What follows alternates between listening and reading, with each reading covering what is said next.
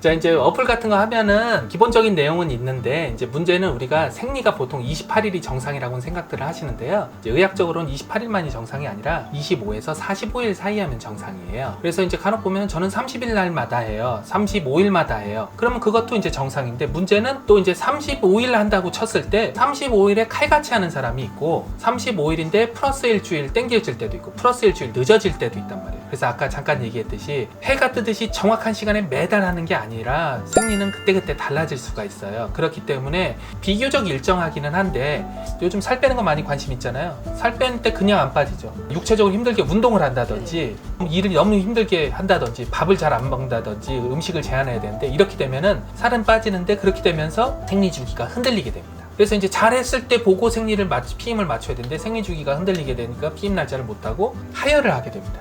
그렇게 되면은 이게 괜찮은 날인지 아닌지 판단하기가 굉장히 어려워지거든요. 그렇기 때문에 이제 생리 주기만으로 하기에는 이제 한계가 있다. 그거를 꼭 인지를 해야 되는 거고요. 두 번째로 이제 사후 피임약. 사후 피임약 같은 경우에는 예를 들어서 콘돔을 썼어요. 그런데 이제 찢어진 것 같다든지 생 것 같이 조금 찝찝한 상황이 있어. 그러면은 이제 확실한 거는 당연한 거고 조금 찝찝하다 싶으면은 와서 드시는 게 좋습니다. 의심된다 라고 하면 와서 드시는데 3일짜리 약이 있고 노레보 같은 건 3일짜리, 엘라온 같은 건 5일짜리 약이 있으니까 당황하지 말고 오셔가지고 먹으면 되긴 하는데 여기에 주의사항이 있어요. 여성 단체에서는 그렇게 중요한 피임이고 응급이니까 타이레놀처럼 이제 편의점에 사놔라. 그럼 우리가 가서 알아서 먹겠다 라고 하는데 이제 의사 단체에서는 반대하고 있어요. 그 이유가 뭐냐면은 밖에서 볼 때는 이제 밥그릇이 기다 이제 이렇게 나쁘게 볼 수 있는데 전혀 그렇지가 않고요. 이제 피임이라는 거에 너무 목이 메었는데 정확한 정보는 모른 채 오남용을 하게 됩니다. 대표적으로 뭐냐면은 사후 피임약은 너무 좋아요. 방법적으로 치면은 우리가 매일 관계하는 것도 아니고 매일 임신 가능성이 있는 것도 아니잖아요. 그렇기 때문에 관계하고 다음날 다다음날 오셔서 약을 먹으면 돼요. 그리고 생리 잘했네 그러면은 이제 피임 성공했다 라고 하는 건데 여기까지는 아주 좋아요. 너무너무 편해요. 그런데 이제 이 약은 애용해서는 절대 안 됩니다. 미국에서는 시판되는 이름이 플랜 B예요. 플랜 B.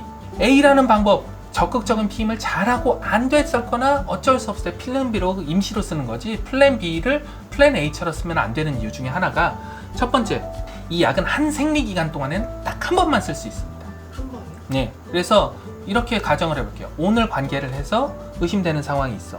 그럼 내일 아침에 먹으면 돼요. 근데 내일 또 마침 저녁에 관계를 했어. 그러면은 다음날 아침에 또 먹어야 되냐 이렇게 생각하실 수 있거든요. 나는 절대 임신하면 안 되니까. 근데 한 생리기간은 한 번밖에 쓸 수가 없어요. 그래서 처음 먹고 나서는 두 번, 세 번을 연달아서 복용하면 안 된다. 두 번째, 이게 이제 사후 피임약이라고는 했지만은 100% 피임이 되는 게 아니에요. 아까 제대로 먹었다 하더라도 95%라고 그랬죠. 그래서 반드시 제대로 피임이 성공했나 생리를 확인하고 임신 실패, 즉 피임 성공이 됐는지를 확인하셔야 돼요. 그렇지 않고 약만 먹고 잊어버리고 있다가 저 그때 약 먹고 피임했는데요 라고 했는데 나중에 이제 한 8주, 9주, 12주 이때 돼가지고 임신 실패라는 걸 확인해서 이제 유산을 하더라도 더 많은 시기가 되면은 이제 비용도 그렇고 힘들고 여러 가지 안 좋은 부분이 있거든요. 그렇기 때문에 피임 성공을 했는지 반드시 확인해라. 세 번째, 이 약을 먹고 나서 이제 피임 성공까지 했어요. 그리고 나서는 이제 다음 달 또 그런 상황이 와버렸어. 했는데 의심되는 상황이에요. 그럼 뭐 아까 얘기했듯이 사후 피임에는 사후 피임약 말고는 다른 건 없거든요. 물론 이제 루프를 낄 수도 있어요. 응급 루프 삽입술도 있긴 한데 그런 건 별도로 치고 이제 개인적인 노력으로 할 수 있는 거는 사후 피임약인데 그걸 이제 또 먹으면은 좋겠다라고 생각을 하겠는데 그럼 이제 매달 사후 피임약으로 피임을 한다고 생각하실 수가 있는데 이러면 절대 안 됩니다. 이유는 아까 첫 번째 했을 때 성공률이 한 95% 된다고 했는데 요거를 매달 반복을 하게 되면은 성공률이 떨어집니다. 그 다음에 간단히 비유를 하면 이거는 뭐 정확한 의학적인 표현은 아닌데 이런 피임약을 갖다 한 달치를 한꺼번에 먹는 거나 마찬가지 일종의 충격요법이에요. 그렇기 때문에 그런 걸 애용하게 되면은 추후에 이제 생리불순이라든지 부정출혈이라든지 이제 피임은 되긴 했지만 나머지가 또 생길 수가 있어요. 그렇기 때문에 이런 내용을 다 모른다고 하면은 절대 임신하면 안 된다는 그거에만 맞춰가지고 한 번 먹을 때 한 알 먹을 게 아니라 그럼 난 절대 임신하면 안 되니까 두 알 먹어야지 이런 게 분명 생기거든요. 그러면은 이제 여성 건강에는 불안정하기 때문에 절대로 그러면 안 됩니다. 네, 그럼 마지막으로 제가 질문드리면요. 올바른 피임을 위한 좋은 부탁드릴게요. 뭐 여러 가지가 있을 수가 있는데요. 좀 안타까운 부분이 있습니다. 아시다시피 얼마 전에 이제 낙태법이 이제 헌법 불합치를 판정받아가지고 새로운 법안을 보완하지 않으면은 그냥 그대로 폐기되는 걸로 해서 이제 낙태가 이제 사실상 그동안은 불법 7가지였나 법에서 정해준 그 기준 빼놓고 나머지는 다 제외되는 부분이 있었기 때문에 실질적으로는 필요하긴 한데 현실적으로는 법적으로는 불법이고, 아까 지금 오늘 얘기했던 이런 피임 방법을 사실은 잘 썼어야 되는데 그런 거는 쓰지 않으면서 이제 손쉽게 낙태를 하는 그런 단점이 있거든요.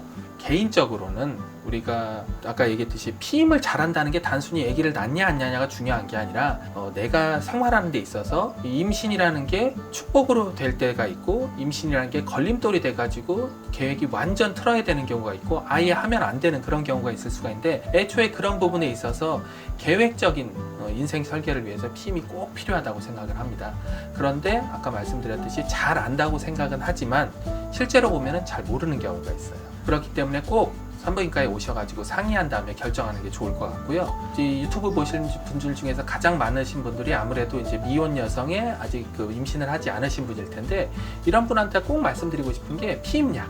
피임약을 계속 드시면은 이제 피임에만 효과가 있는 게 아니라요. 생리양도 줄어들고요. 생리통도 줄어들고, 생리기간도 규칙적이 되고, 부정출혈도 사라지고, 그 다음에 월경전 증후군도 사라지고, 피지 분비도 감소해서 피부가 좋아지고, 화장 잘 먹고, 여드름도 줄어들고, 6개월 이상 피임약을 연속해서 먹었을 때는 자궁내막암도 예방해주고 난소암도 예방해줍니다. 간단히 말해서 산부인과에서는 피임약이 그냥 만병통치 끝판왕이에요. 피임으로만 사용하지 않습니다. 그렇기 때문에 이게 너무 좋은데 잘 안 드세요. 참고로 오늘 이거 준비한 게 이게 1년 동안 먹는 피임약의 개수예요. 그래서 많은 거를 이렇게 먹어요? 많진 않아요. 이게 5년이에요. 하나, 둘, 셋, 넷, 5년 동안 복용하는 건데, 피임약 복용이 좀 부담스럽다고 하면은 루프 아니면 임플라노 이런 거 하면은 이런 거 불편함 없이, 아까 습관 만든다고 그랬잖아요. 습관 할 거 없이 오셔가지고 이렇게 하시면 되고요. 저는 이게 뭔가 했어요. 그 다음에 미레나나 루프 같은 거 임플라노를 했었을 때도 아까 얘기했듯이 피임만 하는 게 아니라 생리 기간을 극단적으로 줄이기 때문에, 우리가 몇 년 전에 파동이 있었죠? 생리대 파동. 내 몸에 맞아요. 밀착돼서 닿는 건데 성분이 뭔지도 몰랐고, 알고 보니까 좋은 건 줄 알았더니 좋지 않은 성분이 있어서 이런저런 게 불편했다. 이제 깜짝 놀래가지고 사회적인 파문이 되고 환불 사태 난리가 났었는데, 생리대 자체를 거의 쓰지 않는다고 만들어준다고 그랬잖아요.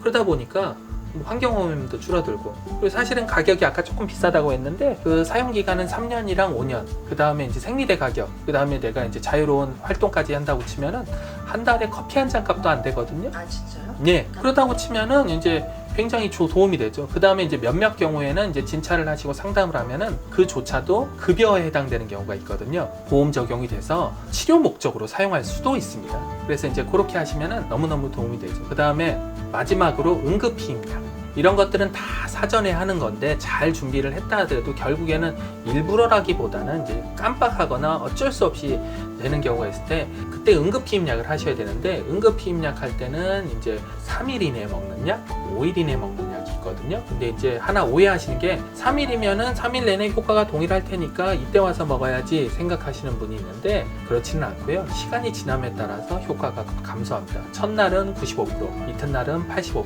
3일째 되는 날은 70%대로 떨어지기 때문에 갑자기 며칠 뒤에 맞다! 그때 피임이 잘 안 됐지 이렇게 생각하는 건 아니잖아요. 그 순간 바로 생각이 나잖아요. 그렇다고 해서 또 지금 바로 관계를 하고 의심되는 상황인데 막 새벽 2, 3시에 헐레벌떡 산부인과에 와가지고 이제 약을 찾는 분도 있거든요. 사후피임약 물론 드리긴 해요. 준비는 되어 있긴 한데 개인적으로는 좀 많이 힘듭니다. 그때는 조금 안 오셔도 되고요. 아까 했듯이 만 하루 이내만 먹으면은 동일한 효과를 볼 수 있기 때문에 당황하지 말고, 만 하루요. 다음날 아침에 오전 중에 이때 오시면은 이제 저희도 기분 좋게 오시면서 설명도 더 많이 해드리고, 그러니까 잊지 말고 오셔서 그렇게 드시면 되고요. 참고로 이제 알료486이라고 해서 미프진이라고 해서 이제 임신이 된 다음에 먹는 피임약도 있긴 한데, 안타깝게도 우리나라에는 아직은 정식 수입은 되어 있지는 않고 인터넷 통해 가지고 이제 어둠의 경로로 확인하는데, 불법뿐만이 아니라 이제 그런 경우에는 제대로 된 상담과 이제 어떤 피임법도 마찬가지인데 유산을 한다고 했는데도 유산이 안 될 수가 있습니다. 그래서 이제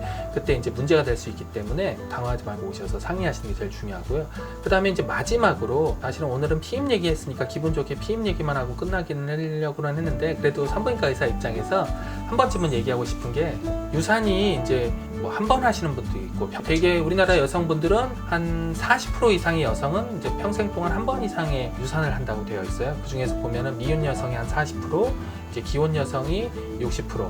실제로는 미혼 여성보다 기혼 여성이 더 많아 의미하고 또한 한 번만 어쩌다 한 번만 한다기보다는 실제로 한 번 한 사람이 두 번, 세 번 이제 다빈도로 하는 경우가 훨씬 더 많습니다. 그런데 이제 안타깝게도 얘기를 들어보면 어떤 분들은 유산을 뭐 한 셀 수 없이 5번 넘어가는데도 너무 잘 되고 그 이후에도 임신이 돼서 추억스럽게 이제 원할 때 임신할 수도 있긴 한데 어떤 경우에는 딱 한 번밖에 안 했는데 그로 인한 걸로 인해서 임신이 안 될 수가 있어요. 실제로 이제 뭐 지우개로 지우듯이 쉽게 되지는 않습니다. 그래서 피임의 장점을 강조하는 것도 물론 중요한데 또 반대로 저는 충격요법으로 유산의 단점을 얘기해드리고 싶어요. 유산을 편하게 하실 수는 있어요. 법도 합법화가 됐으니까 가격도 떨어지고 당당하게 나와서 할 수는 있는데 문제는 유산을 이제 하게 되면은 자궁 내 상처가 나기 때문에 자궁 내막 손상으로 아시아만 증후군 이런 게 생겨가지고 원치 않는 불임이 되거나 골반염이 생긴다든지 아니면 자궁 천공이 생긴다든지 이제 갖가지 합병증이 생길 수가 있습니다. 그렇기 때문에 그런 부분에 있어서 좀 문제가 되고요. 법적으로는 지금 22주, 24주부터는 태아가 이제 생존 가능 연령이거든요. 그래서 22주까지만 시행을 하자, 18주까지만 하자. 아직 결정난 건 없는데 아무튼 그 정도 수준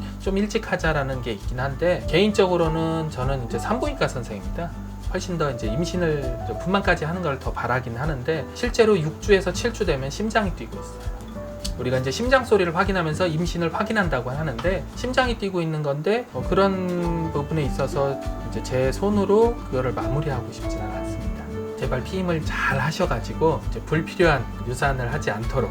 왜냐면은 피임까지는 개인적인 소관이고 유산이 오게 되면은 인공 유산이 오게 되면은 병원에 가서 상의해야 되는 부분이기 때문에 서로 이제 얼굴을 붉히는 그런 상황을 좀 피했으면 좋고요. 다양한 게는 있긴 한데 이제 또 피임에 있어서는 이제 각자의 종교적인 신념, 그 다음에 이제 의지에 따라서 이제 의학적인 조언과 함께 그런 게 또 같이 작용하기 때문에 혼자서만 고민하지 마시고 중요한 거는 꼭 산부인과에 오셔서 상의하시길 바랍니다.